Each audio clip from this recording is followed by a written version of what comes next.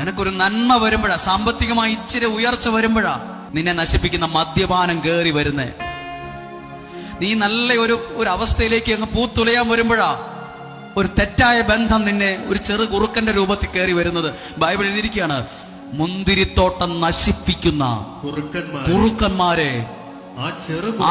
ഇപ്പൊ എന്തേ ഉള്ളൂ കുറുക്കന്മാർ? ഇപ്പൊ ചെറിയ കുറുക്കന്മാരാ, കുറുക്കന്മാരുടെ കുഞ്ഞുങ്ങളാണ്, ഇപ്പൊ ചെറുതാണ്. അതിനെ പിടികൂടുക.